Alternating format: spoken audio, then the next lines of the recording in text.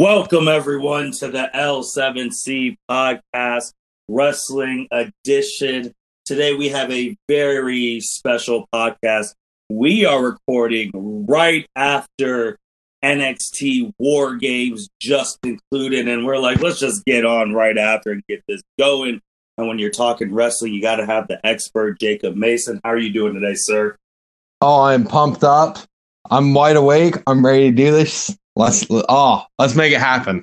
Let's make it happen. So today, guys, we're going to be talking about Wargames that literally just concluded 5 minutes ago. We're going to be talking about the past Wednesday AEW's big, I don't know if I want to call it a pay-per-view type regular episode on Wednesday. We're going to be talking about some comments CM Punk made and an interview that Triple H had.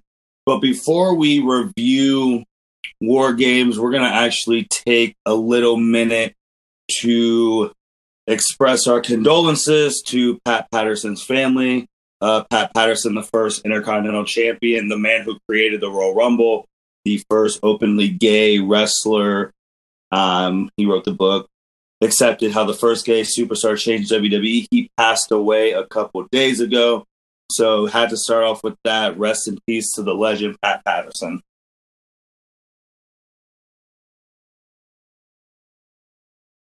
And with that being said, Pat Patterson would definitely he would say the show must go on. So we are going to have a very good podcast in honor of Pat Patterson. So let's go. Wargames.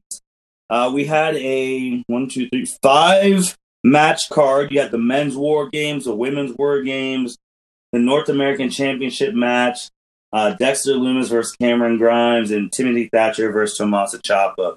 I think we're just going to review it in the way that the matches went. So the first match was the women's Wargames. You had Team Shotzi Blackheart, Amber Moon, Rhea Ripley, and Io Shirai versus Team Candice LeRae, Dakota Kai, Raquel Gonzalez, and Toni Storm. Jacob, what did you think of this match? Oh, I thoroughly enjoyed this match.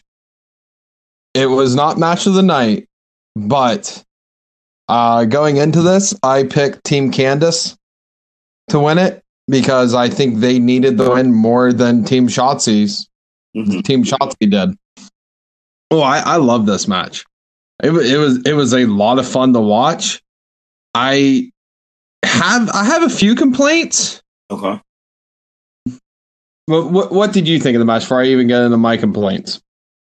I thought that one of the Wargames matches had to start the night because you couldn't just have a Wargames at the end and Wargames in the middle, or if you were going to be crazy, have them back to back. So the women got the ones to start the night because we knew the men were going to be in the main event. And I did really like this match. I saw a lot out of Toni Storm, actually. I mean, she hasn't wrestled in a bit, but I saw a lot out of her. The way that they were trying to keep the champ, Io Shirai, out of the ring as long as possible, I thought that was really good. And it was hard-hitting. There were some big shots. And I liked, and hard-hitting is going to be the theme for this pay-per-view, but I did like it. Team Candice needed it more because obviously they're the heel team, and we thought a couple podcasts ago Candice LeRae was going to be the women's champion, but she is not, so they needed it more. So it makes sense for the heel team to win this one. Yeah, absolutely. Looking at it, Team Shotzi, 3 out of the 4 were champions. Mm-hmm. So on paper, Team Shotzi should have won, but really, Team Candice needed it. The only champion they've had that was on Team Candice was Toni Storm. She was the UK Women's Champion for a while. Mm-hmm. My complaints about the match, and this is just nitpicking, because the match was really good. It was just little stuff I noticed. At the one point, there was 3 women from Team Shotzi, 3 women from Team Candice in the ring, and they had all 6 women were up on a corner turnbuckle. Mm-hmm. And the one thing that bothered me is you could tell the side that was on the left was waiting for the side on the right. to get all together, and then you heard Ember Moon count down like 3, 2, 1, go. And they both did like a big move off the top corner. Hence, the moves looked cool, but you could just tell like they're just waiting. Like the timing was off. That's nitpicky stuff. Let's see what else bugged me on that one. Io. So I did like how they were trying to keep Io out of the match, like you said. Great, because Io is technically the biggest, baddest woman in NXT right now. Right. So yeah, try and keep her out of the match. The problem with that, the one thing I didn't like about that was they had Io climbing the side of the cage trying to get into the match, which I don't think. Oh, and then, well, yeah, she was climbing the cage to get up to the top. And I forget who it was. What was it? I think she kicked her or like kicked the cage, or there was someone in the cage. I cannot remember exactly which thing. There's been a bunch that's happened tonight.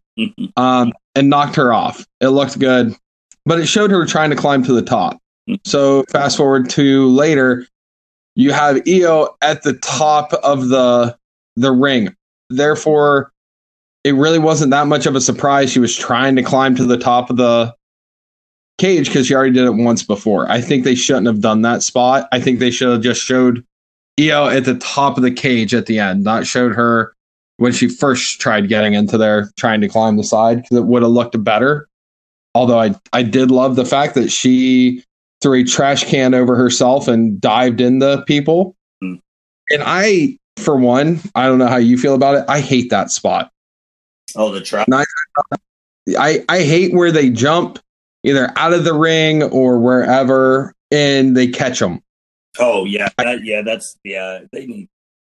I don't know. That spot I hate it. It's so predictable. Yeah, because I've said it a million times. CM Punk has said it. There's a ton of people that have said it. Why would you catch your opponent? You're trying to win. Walk out of the way and let them just fall right on their face. That would make sense. And that spot never makes sense. Let's see what else bugged me. Shotzi, at one point in the match, got hit with a pipe wrench by Candice LeRae and got right up. Like she didn't get hit with a pipe wrench. Now, if you're gonna have weapons in matches, like I'm okay with it. As long as you're not doing it constantly, I'm good with the whole like foreign object thing. But you got hit with a pipe wrench. I'm 6 foot 250. You hit me with a pipe wrench, my fat ass is going down. I'm not getting back up. Shotzi, I'm sorry. You're taking a real hit. And I'm saying that finger quotes here. You're taking a real hit with a pipe wrench. You're not getting back up. But she got right up, and just kept doing her thing like it didn't happen. That killed me.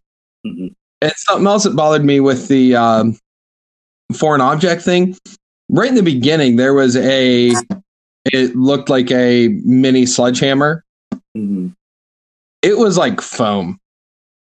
I don't even think it was the mini sledgehammer that we hit it across the ring so many times, like it was nothing. I'm like, I get you're not going to have a real, sledgehammer in there, but you can't even protect it. Like you can't even act like it's real. Like the thing is clearly whoever's the prop person sucks. That was not good. But those are all like super nitpickety things, and that's just because this match was that good. That hey, I'm going to nitpick it. The women, too, also brought in a lot of weapons. I think they brought a lot more in than the men did.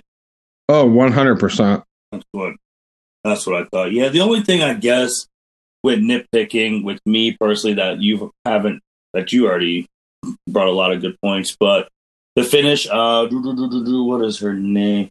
Raquel Gonzalez got the pin over the champ Io Shirai. I was not expecting the champ to get pinned here since she's been so dominant. And then I thought, well, if the end goal is to have Johnny and Candice have the title belts, I thought that maybe Candice should have been the one to get the pin since she's the captain. And then if she pinned Io, you could do something that they can have title matches again. But with Raquel getting the pin, because obviously everyone remembers she had her feud with Rhea Ripley earlier couple months ago. So now with her pinning Io, she's more than likely going to be the number one contender, well, potentially for the title, which would be interesting. I thought it should have been Candice, but that was just my nitpicking of that match. So were you a fan or not a fan of the finish? Of them winning or Raquel pinning? With Raquel pinning Io. I'm indifferent because, I mean, the end goal is for Candice to finally win this title. And I thought this would have been a perfect way she could have came on Wednesday saying, I pinned the champ, blah, blah, blah. But with Raquel pinning her, she poses a big, imposing threat to Io. I don't know if they're going to put the title on Raquel because, I mean, she can't. I've never heard her speak. So I'm indifferent. I'm glad that Team Candice won because they're the ones who needed it. So, yes. So anything else before we go to the next match? No, I'm with you. I wish Candice would have got the pin for the win.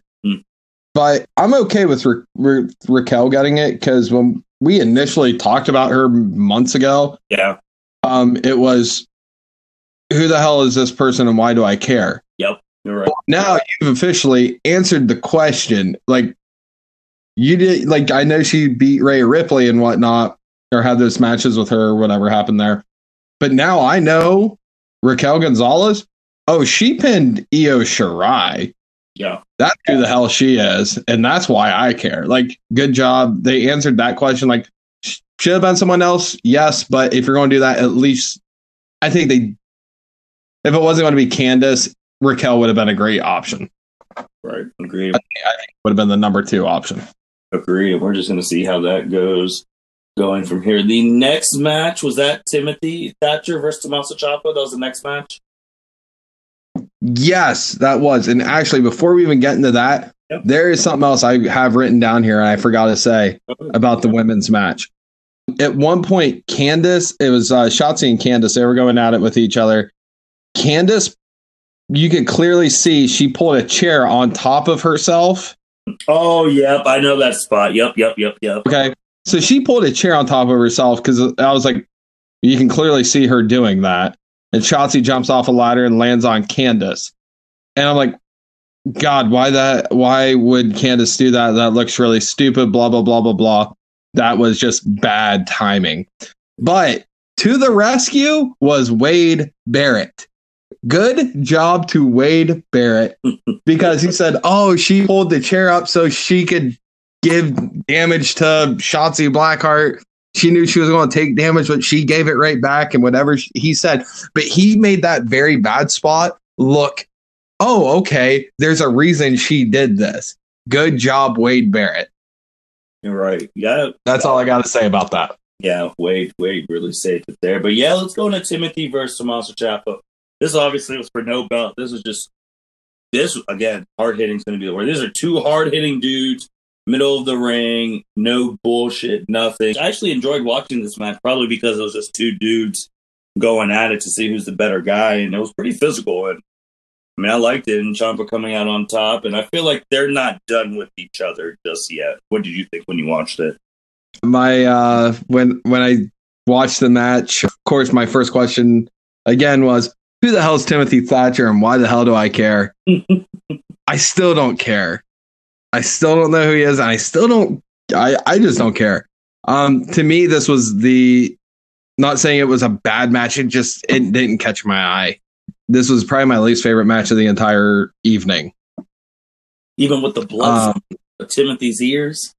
Yeah. I was just like it was just, I just really do not like Timothy Thatcher. I just don't. I don't know shit about him. And I just don't like him. And I think maybe that was it. I was just like, I was glad to see Ciampa got the win. I was very good with that, but I just don't care about Timothy Thatcher. Not you. Well, from that, we're just gonna, we'll just go to the next match. It's just, he came in when Pete Dunne was stuck overseas when no one could travel and filled in for Pete Dunne's spot when he was teamed with Riddle, and now he runs his little school, and now we're here with that. But let's see, maybe he'll be giving you something to think about going into 2021. Next match was the North American Championship match. Leon Ruff, champion, coming in versus Gargano and Damian Priest. Leon Ruff, I think they said he was like 5'8", or if that, 150 something pounds. And me personally going in, I said there's no way he's keeping the title. And now he's Johnny 3-time because Johnny Gargano came out with a win as the new North American champion. What did you think of this match? I like this match. I like this match a lot. Probably, it was evening, but I like it. I'm glad to see Johnny's the champion again, and they'll be able to continue on with the Johnny Gargano versus Damian Priest saga, which I'm good with. I like this rivalry. Yeah, I actually really like Damian Priest a lot. I was actually personally pulling for him because I felt like his title run ended abruptly. But yeah, this match was really good.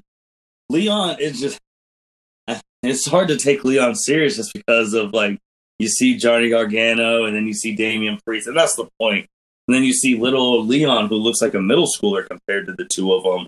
But he put in his effort, and his championship only lasted, 2 weeks, if that?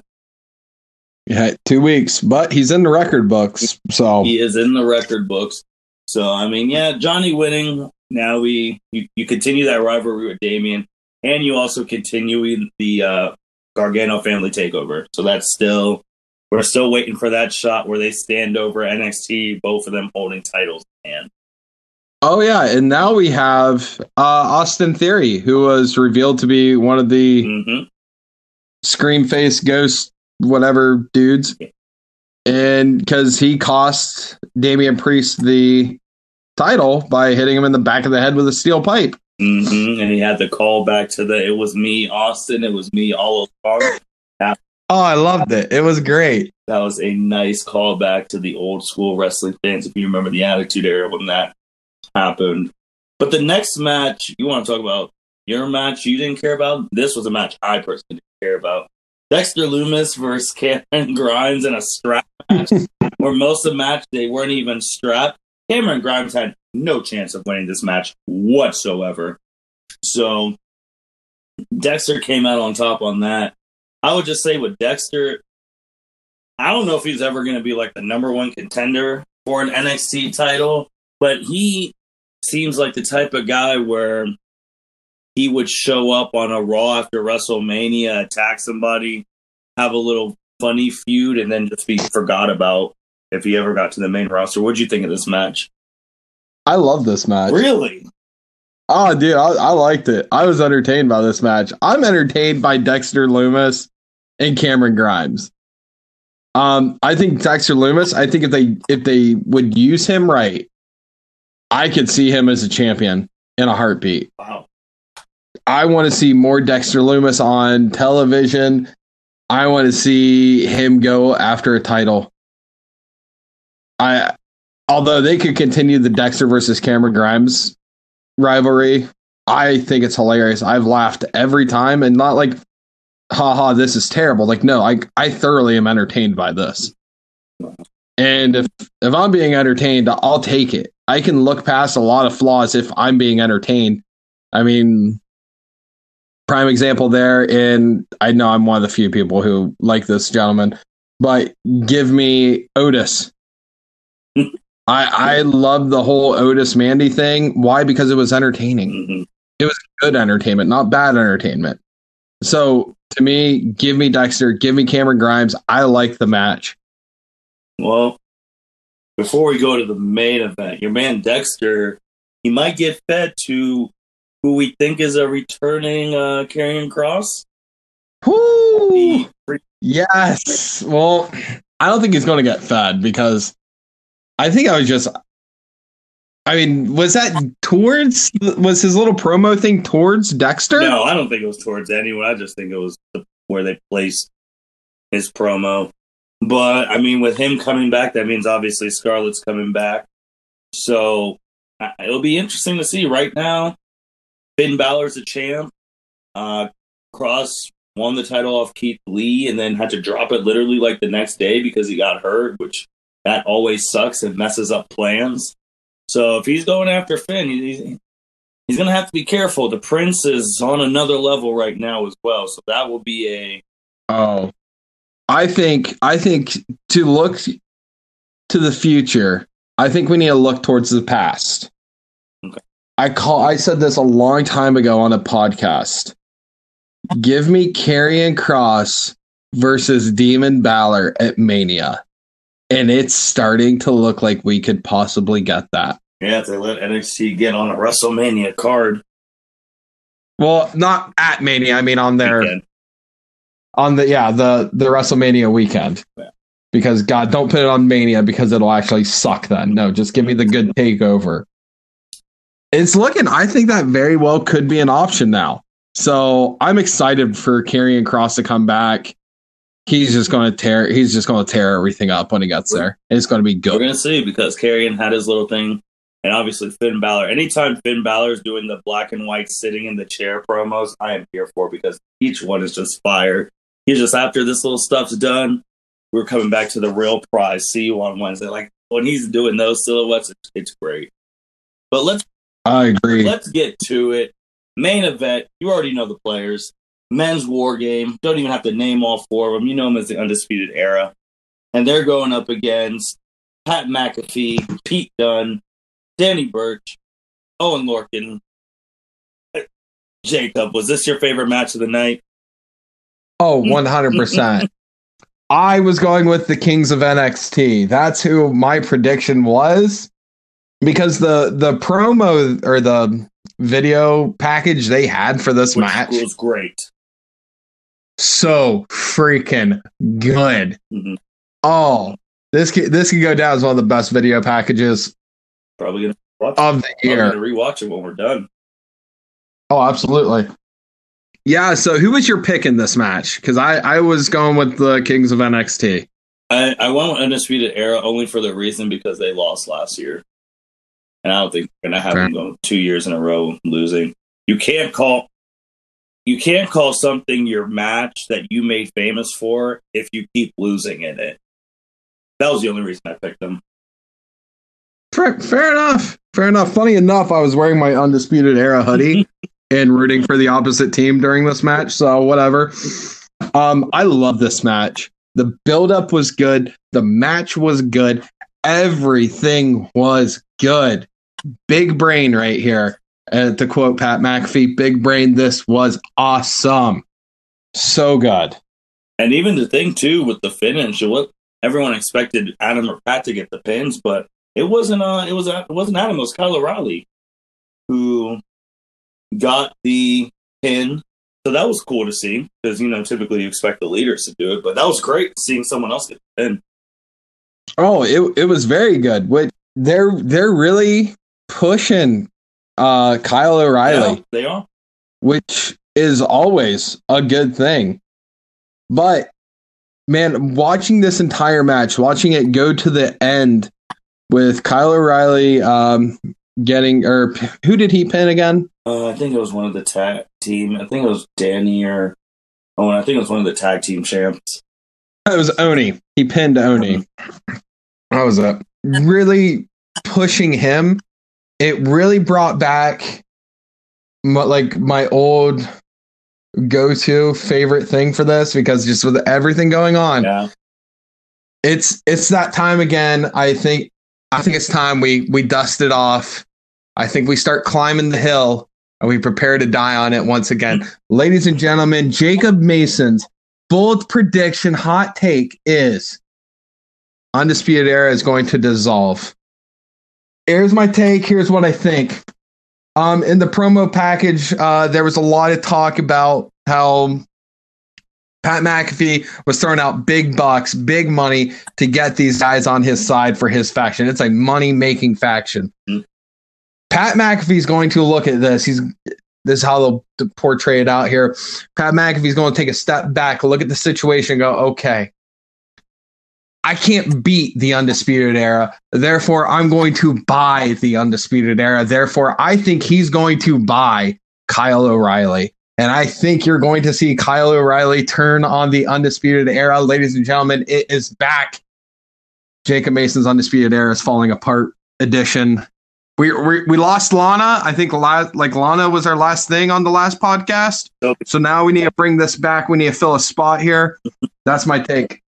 I will say, if they do it perfectly, like you're not expecting it, it can be up there with Triple H and what Evolution did with the Shield. And Triple H said there's always a plan B, and Seth Rollins turned on the Shield.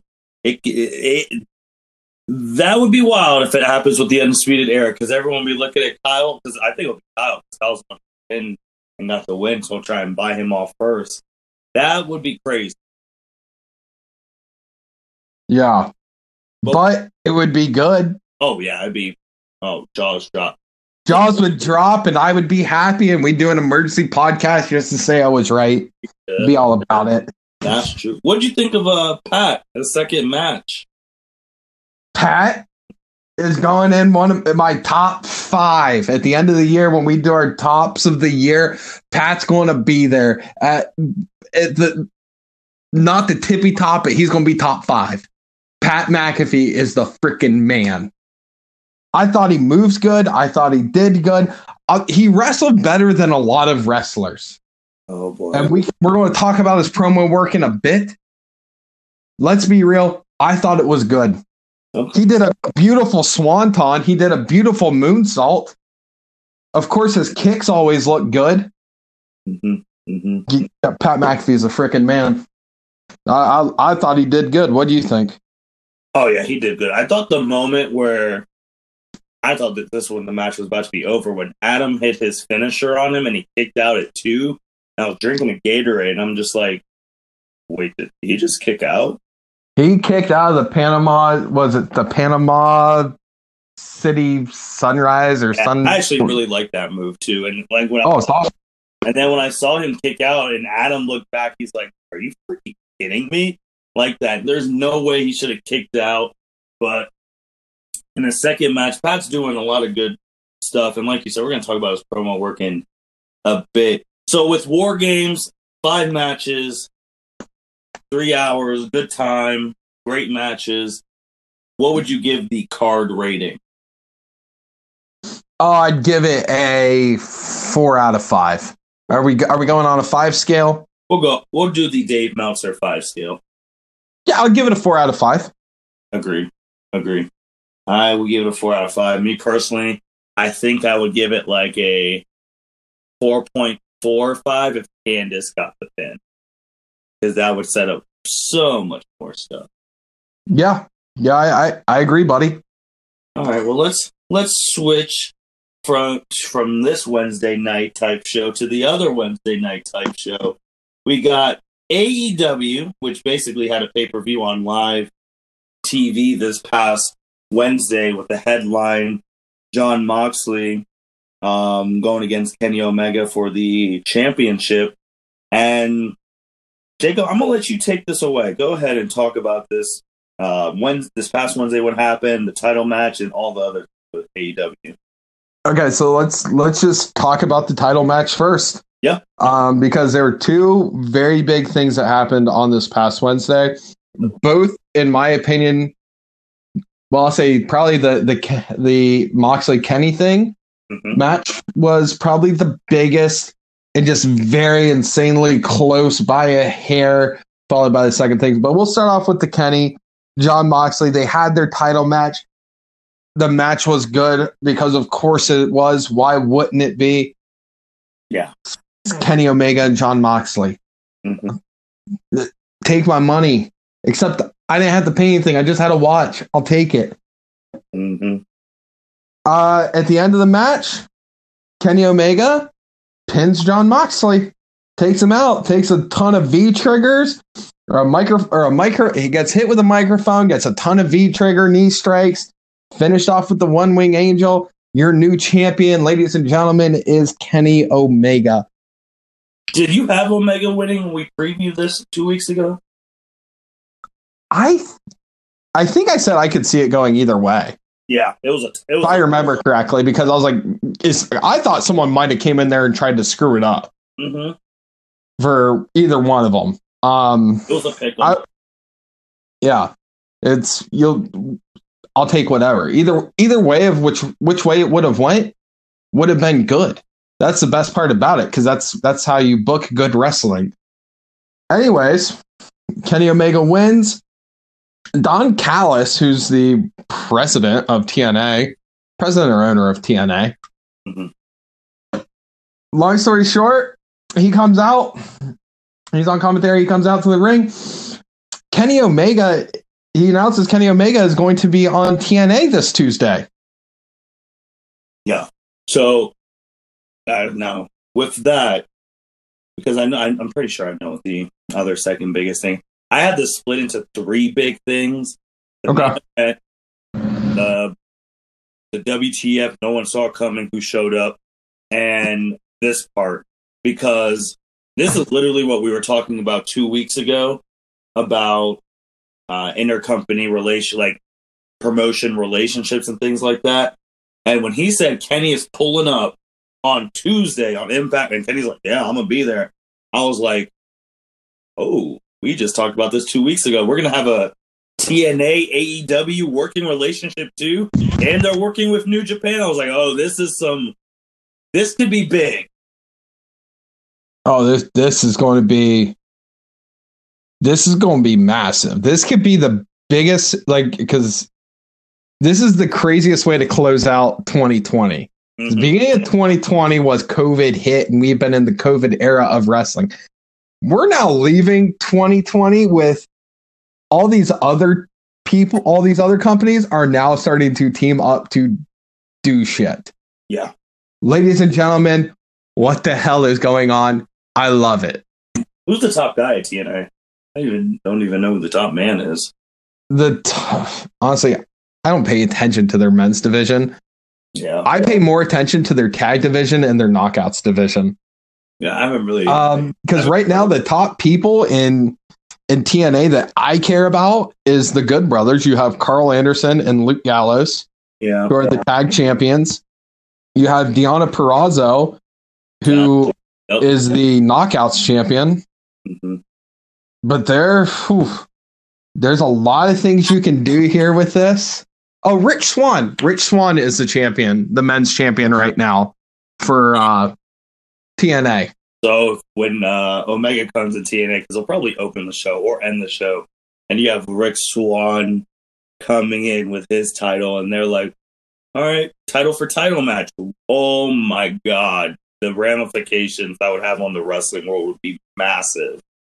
Well, let's not forget, Kenny Omega is still, if I remember correctly, he's still the AAA champion right now. For those who do not know, AAA is like Mexico's version of WWE.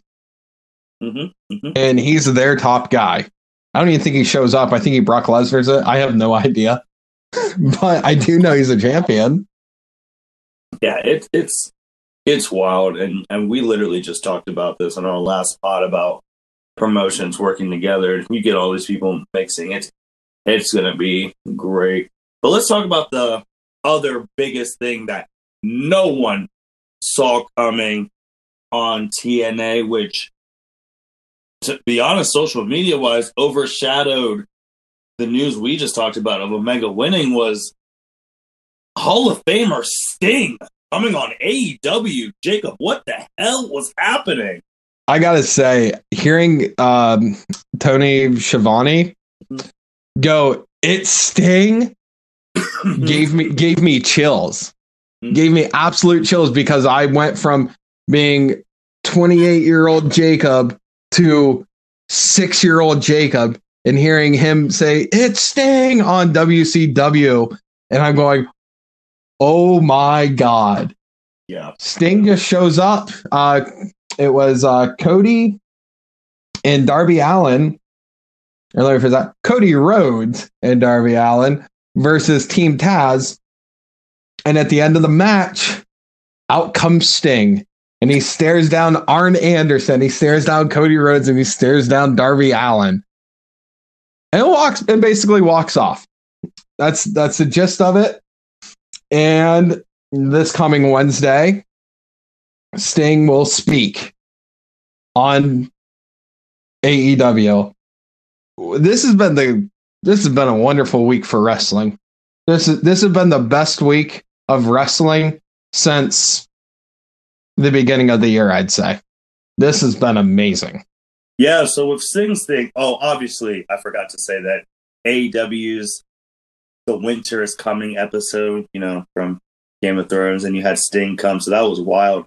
And I was just reading, this is off Sports Kita, that is Sting's contract expired in May, and that's when rumors, which, and these rumors that he potentially could go to AEW. And it's not even that he showed up for a one-time thing, and like you said, he's speaking this week. But he also signed a multi-year deal with AEW. Tony Khan, this is from Dave Meltzer, wants Sting to be a regular television character, and that was something WWE was not keen on during his time at the company. But he's still going to be protected, not going to take any bumps, things like that, because, the last bump he took was that title match against Seth Rollins, and Seth Rollins messed up his spine. And it was also stated that, Sting wanted to have a cinematic match with Taker, and Vince it never appealed to him, and I think that's what made Sting's like, you know what? All right, F it. I'm going to go to AEW. So WWE pissing off someone else, and a legend, and now Sting, I think, is he the only person who's been on WCW, TNA, WWE, and AEW? I think. Yeah. Yeah. Yeah, he's one of the Grand Slam guys, because I think the only place he hasn't been so far is New Japan and Ring of Honor. Yeah, and you talk about 2020 and returns you never saw coming. At the beginning of the year, one of the last places we had fans, Edge's return at the Royal Rumble, no one saw coming. That was great. And now we're ending the year with Sting's return, which no one saw coming. So it's a great, like you said, it's been a great wrestling week for the wrestling world. And I do like it when December gets hot, because that means January is going to get hotter, because it's to start the new year. Oh, yeah. And, we talked last week, or last podcast, was about the possibility, since Taker was retiring, we talked about Sting and Taker. We did. Wrestling each other. And I said, I don't want to see that. I wanted to see that 10 years ago. I never even really thought about Sting and Taker doing a cinematic match. Well, it's a 2020 thing now. I never even thought about that possibility, because I'll take that. I'll take that all day. I'll take that over a regular match. Yeah, agreed. That'd be, shut up and take my money. You can have it. All 99 worth of it, or $9.99. Have it all. I don't care. That would have been cool. I did not see Sting debuting, and he's already making a mark. He set the record for most t-shirts sold in 24 hours for pro wrestling tees, which blew my mind, because I don't even think the t-shirts he has on pro wrestling tees is even that impressive. But what a wow factor. I mean, it's crazy. Twitter exploded, and I was like, hold on. I had to flip. I was like, holy shit. And I had to go tell my friends, I'm like, Sting is, and they're like, no way. I was like, yes, and sending them the tweets, and I was like, dude, Sting is back. What the hell?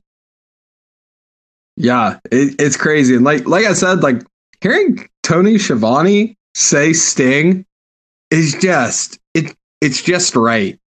It's like having, I'm trying to think of the guy that always did the Edge, the rated R superstar Edge. Oh, yeah. I was going to say, it's like when you have Gene doing the and new WWF or W like that. That was get iconic voices like that. It's wild, but man, wrestling's at its best when you don't see something coming. Nobody saw this coming. Absolutely nobody. And anyone who says they did, they're lying. So we're gonna have to see what he does. He's speaking this Wednesday. Definitely gonna have the peep, and a lot of people also said, I guess the WWE marks is oh, look at AEW fans getting happy about 60 whatever year old coming to their show, but they would hate when WWE does that. And someone had, and then of course someone goes like, well, WWE would have someone like Sting or most recently Goldberg come back and beat your champion Kevin Owens 1 year, Bray Wyatt the next year, take the title from him just to drop it to a Brock Lesnar, or who he was going to drop it to Roman Reigns, but it had to be Braun Strowman. So AEW will crack the code. They will do it right. I mean, I'm betting they will. Yeah. If anyone's going to do it, it's going to be AEW. They're going to crack the code on bringing back the veterans, the legends, and they're not going to be they're not going to be the focal point. They're just going to help everyone along, but do it right.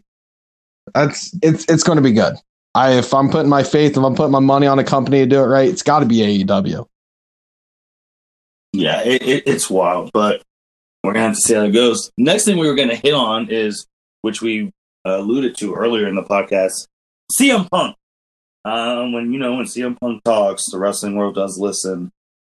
But he was giving praise to Pat McAfee. I don't know if I can call him NXT's Pat McAfee, because I don't know if he's like really sorry, but he gave praise to him.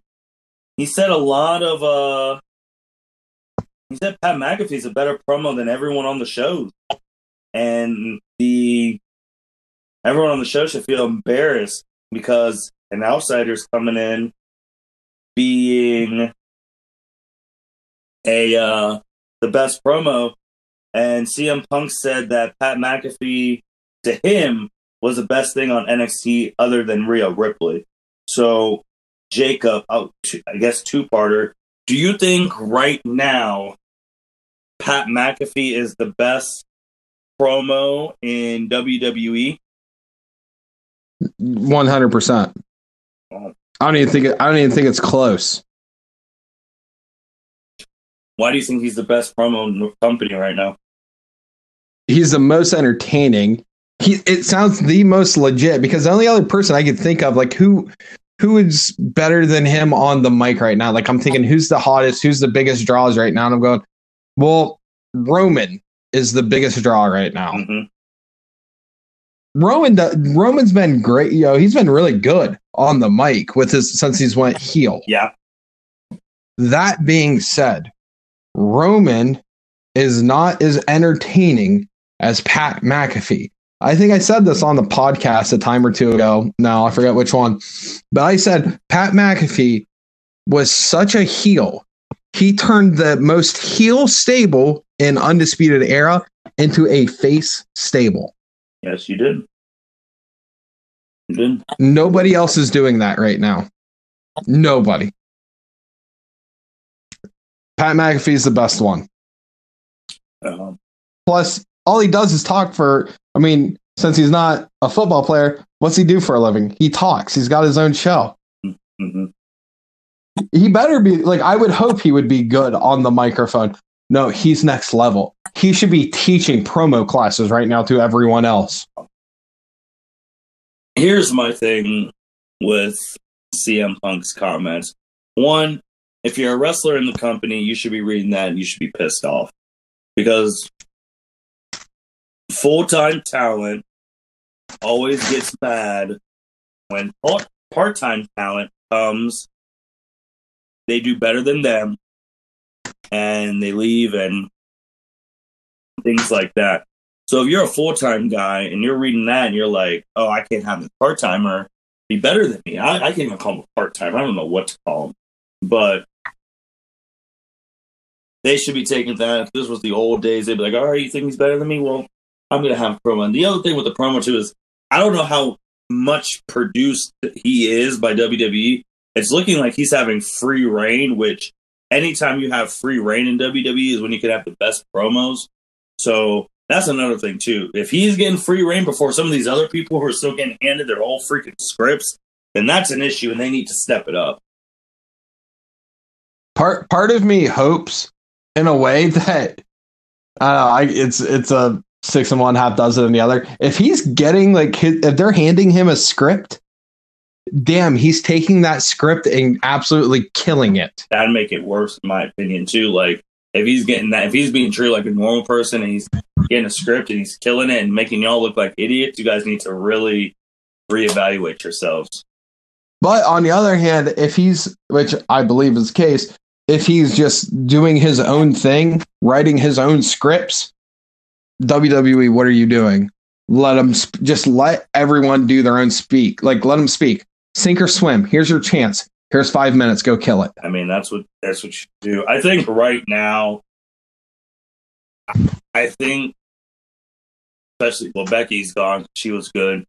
I think he is the second best talker overall in WWE. First promo, but second best just because Paul Heyman's still there. So I can't. Yeah, true. Paul Heyman is.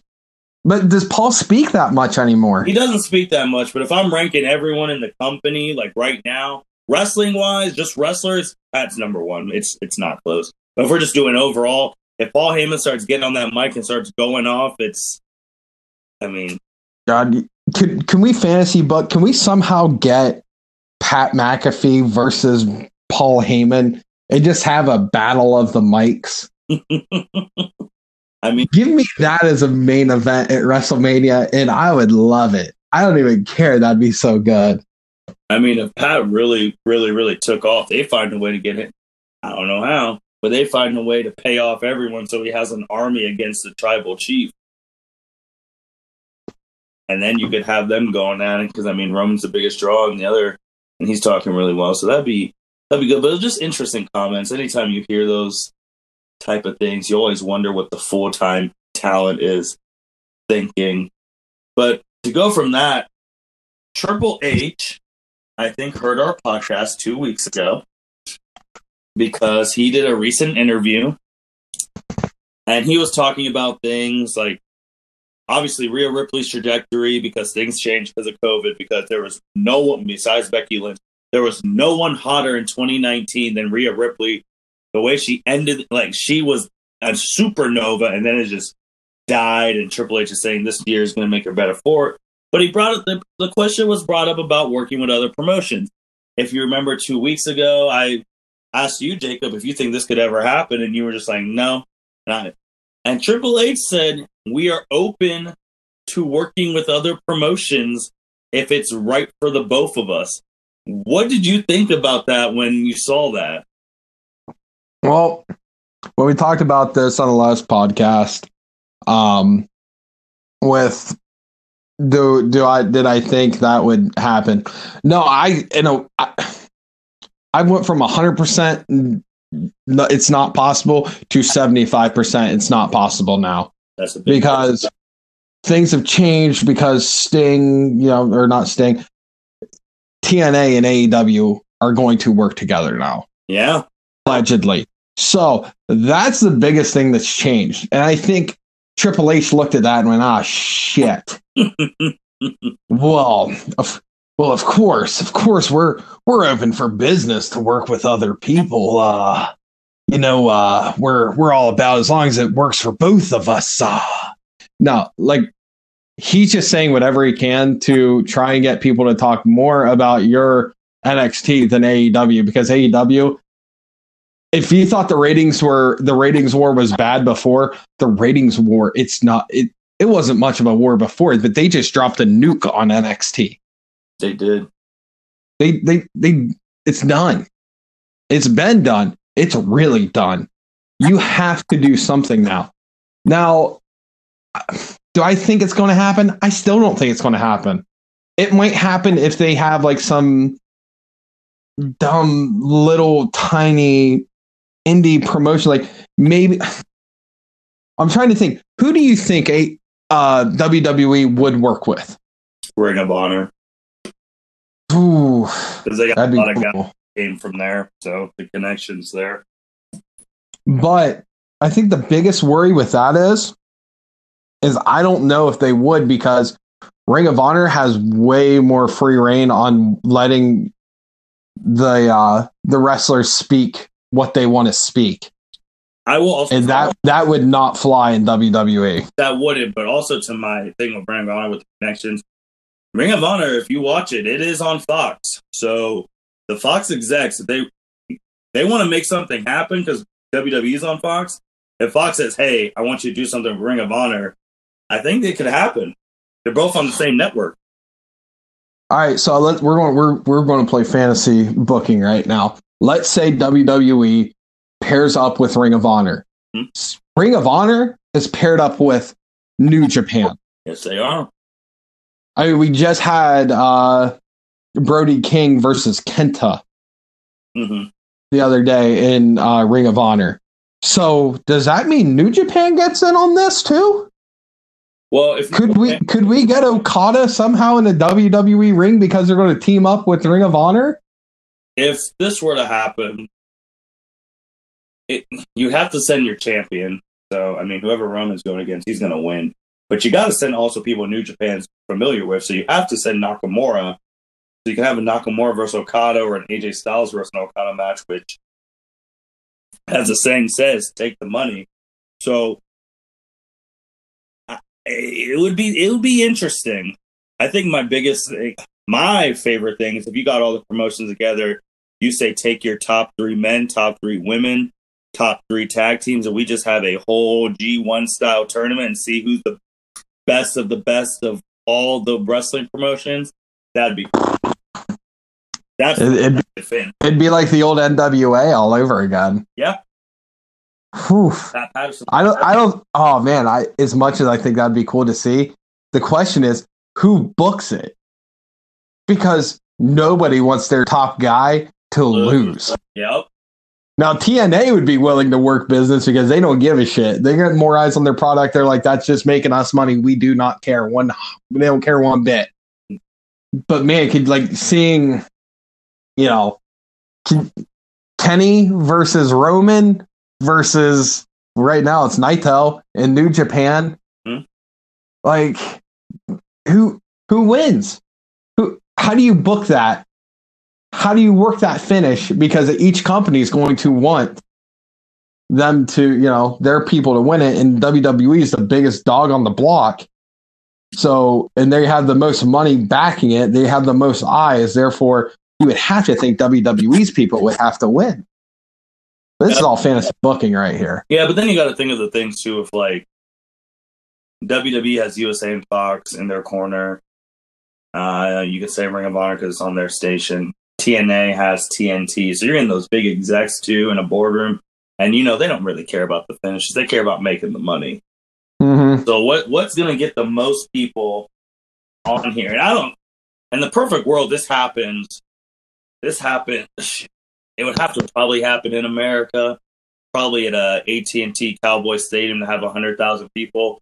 Me personally, I'd have it there, or we could have it in the Tokyo Dome.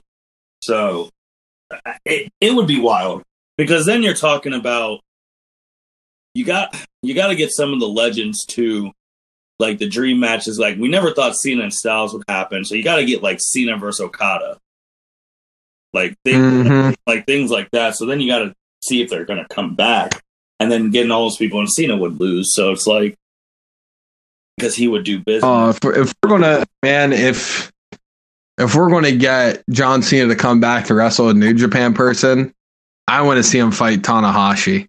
Because he is the Cena of New Japan. Yeah, he's the ace. It'll be crazy. And then you got to be careful with like people like Chris Jericho, because he's wrestled everybody in WWE. So you got to make it fresh and things like that. It would be wild, man. Like if in a perfect world, if AEW was going on, now it's Kenny Omega. Kenny Omega's champ, and Tommaso Ciampa pulls up and says, "You and me, title right now." Like Kenny Omega versus Tommaso Ciampa, like dream like that. Sign me up. No, we could talk an entire podcast about this 100%. Yeah, so I know Triple H, to his credit, these past 5, 6, 7 years when NXT's really taken off, he has been able to sign top talent that I never thought would be in WWE. He's been able to work behind the scenes, mending relationships with people who I never thought would come back. People like Ultimate Warrior, Bruno, Goldberg, and signing Nakamura, getting AJ Styles, Finn Balor, Kevin. Like, he's been able to get these people. So I think it's going to be harder for Triple H to do that anymore, honestly. Oh, me too. And also because, like, I mean, you see the track record, only a select few actually make it in NXT and make it in WWE. Most make it in NXT because they have great booking. Then go to WWE and get forgotten about. The fact that I really sat there one year and Shinsuke Nakamura won the Royal Rumble and has never still been a WWE champion is wild. Oh, 100%. But there's other people who haven't won. But, man, we can keep going. But that's really the last topic that we really had, because it's just so interesting that 2 weeks ago we said no shot, and now we're just like Triple H is looking around. It's like, oh, it's almost like an Avenger type thing. If AEW is teaming up with other people, Triple H is like, yeah, I got to get a team too, because we can't have every wrestling promotion working together and we're just sitting on the outside, because we're going to just get smoked in ratings. Yeah, I remember listening to Busted Open Radio a long time ago, back when AEW first started. Mm-hmm. And I remember Bully Ray said on there that AEW should, like, you know, after they get established, they need to team up, you know, with all these other promotions, because are you going to be able to take down WWE? No, it's not going to happen. No, they build up so much equity. Yeah, they pretty much have the monopoly on it. But if you team up with all these other people, you can't take them down, but you can essentially go like, hey, this is my side of the street. That is your side of the street. We just have 4 people on our side. It's just you. Don't cross the line. And it's looking like that, what I heard over a year ago, is now going to happen. It's wild. It's good shit. I'll even step it up even further with Kenny going to TNA Tuesday, which when you hear that as a wrestling fan, you're like, damn it, I have to watch TNA on Tuesday or pay attention on like social media to see what happens. But let's say they're working together. New Japan, we already know their stuff. Now, if they're really all working together, they could all be included in like the AEW video game. Oh, I never even thought of that. So you have New Japan, and TNA all in this video game, and you're just like, well, you could get this video game that has like 5 billion promotion, or you could get WWE video game that really hasn't changed in the past couple of years. So think about that type of monopoly.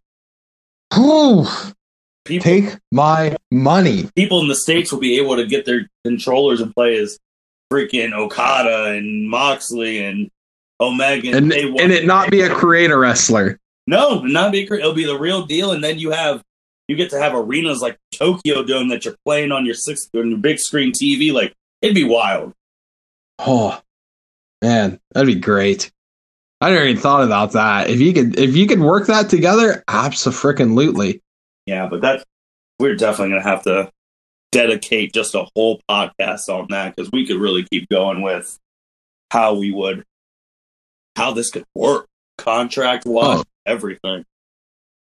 Oh, it's big things are happening in the wrestling world. Like, yeah, and then stuff we never thought would happen. It's happening. It's awesome. Yeah, and then on a smaller note before we close, OnlyFans star Selena Vega.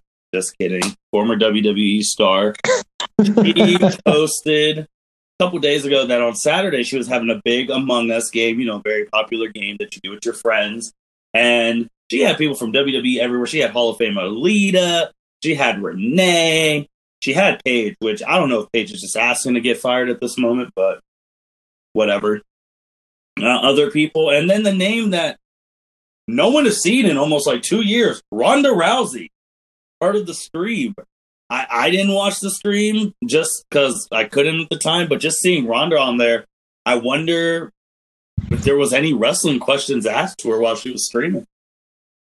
I did not watch it. I did see Ronda posted on Paige's Instagram. I think they all posted like, hey, we're doing a stream, And I remember I seen Ronda Rousey posted on Paige's Instagram like, oh, that was so much fun or whatever. And I'm just like, damn. Paige don't give a shit. No. And the truth of the matter is, WWE, I don't think they don't want to lose her. Her not even wrestling for as long as she has, she's still a bigger name than, well, anybody on the AEW women's roster. I don't think they want to lose. I don't think they want to lose her. And I think she's just like, screw it. What are you going to do? Tell me I can't wrestle? Fire me? Who cares? I mean, she did get a real movie based on her life made by The Rock, Fighting for My Family. So Paige is one of those people. She survived the sex tape. She survived the domestic relationship with Alberto Del Rio. So, I mean, she survived a lot of stuff to still be employed and fair or not. So, I mean, she's probably at this point like, man, I've gone through so much stuff with this company. So let's just keep going. Yeah. Yeah, it's wild. It's wild. Yeah, it really. Jacob, anything else you got before we sign out today, man? This was a right after pay-per-view podcast, our first one ever, and there was a lot to talk about these couple weeks. So what do you, anything else, man? I know we were just like praising and just had a big old stint about AEW. There's something I want to say back to the women's Wargames match. Yeah. In the first 10 minutes alone, hell, in the first 5 minutes alone, there was more talent in the ring with 2 to 3 women in the NXT ring than there was in the entire AEW women's roster. Yeah. Yeah. AEW, get on your shit and fix the freaking women's division over there. That's, I think, it's something else. I'm pretty sure we said it earlier. I'm very excited about them teaming up with TNA. For the love of God, throw the Knockouts division in there. They have more name brand talent than AEW has. Agreed. And WWE, it seems like currently right now, their women are more, well, we'll see what Selena Vega does. I think she's going to AEW. But their women are extremely loyal to WWE, especially the ones who trained in NXT, made out like the 4 Horsewomen, like all of them. They're extremely loyal. But you brought up the women. I mean, the hottest free agent in wrestling right now is a woman, and she's still not signed. Tessa? Yeah. Yep. I know she has baggage. She does some stuff, but she's the hottest signee right now. She's still free agent. So, I mean, if she would boast AEW's women's thing, but to a pretty high level. Oh, yeah, absolutely. And her dad works for AEW. So, I don't know why nobody signed her yet. Like you said, she's got baggage. She's got a lot of baggage, but I ain't gonna lie, that's so much potential with that baggage. Like, do you bite the bullet and just say, like, just have a specific contract? You know, like, hey, like, this is what we're going to allow. Like, this is the deal. Like, if you do this, or this, here's your 3 strikes and you're out deal, or whatever they're going to do. Because I'd fork out money, hand over foot if I'm a wrestling promotion to get her right now. I'm AEW right now. I signed Tessa, and then honestly, the only person who hasn't wrestled in a while, I'm going to Chicago and I'm knocking on AJ's door and asking, how much do you want? Oof. Yeah. I mean, I don't know what Sting's getting paid for his new contract. I imagine to get AJ Lee, it's going to be more. Yeah, because she hasn't wrestled since WrestleMania 31, where she, one of the few people who got to retire on her own terms and go out on a win. So I don't know if the passion's there for it, but I'm just thinking of young people who are probably still in their physical prime and you get Tessa and AJ, you have your 2 top women for years to come, and you can have them go at it like a Charlotte, Asuka, Charlotte, Sasha, any of those things. Or you have one of them champ, and then they elevate your talent. Because whenever one of those people on AEW pins one of those two, a star is going to be born. Yep. You want to elevate Britt Baker, who's the biggest name in AEW's women's division? I'd say Brandy Rhodes, just because, Oh yeah, Brandy. Yeah. But is she even like wrestling? Because I don't think she's really not. She's more of a backstage person or a promo work person. She really doesn't wrestle that much. But I'd say pure wrestler. I think it's still Britt Baker. And as much as I know Britt Baker, and I know you know Britt Baker, a lot of people do not know Britt Baker. No, Britt Baker, MD. Yes. Go over to Pittsburgh, get your teeth taken care of. She'll take care of you. Mm-hmm. But that's a whole. Those are the two. Because you can realistically get Tessa, and then you just have to bring the Brinks truck to Chicago. You put a lot of money in those Brinks trucks. I know. You TNT money, so figure it out. You need to get some better women. They can't all just be in WWE, NXT, or TNA. Because you're going to get to a point too where these women, there's still people coming up, and they'll leave. But you got to hurry up because NXT already has their next set of women. Do remember, The Rock's daughter is on the NXT roster. Yeah. I kind of forgot about that because they quit talking about her for a month. Because they talked about her for a month straight, constantly when they signed her. Like, WWE signed The Rock's daughter. I'm like, I don't give a shit. Yeah, but whenever she starts wrestling, and they have other people too, like Brandy, Lauren, whatever her name. Like, they got a lot of women who don't even wrestle that much that are waiting in the rings. But just imagine when AEW is getting their women's division on track, and 5, 6, 7 years ago from now, Rock's daughter wins the title. That is going to be on every news station on planet Earth. Oh, yeah. And she'll do it by taking... And eventually it's going to be her and Charlotte at Mania. They'll main event Mania. It'll be Charlotte's retirement match. Yep. Because then you have a reason to have Rock show up on WWE programming. Because then he'll start talking the bloodline, things like that. But yeah, that's a whole other thing. But man, what an episode, man!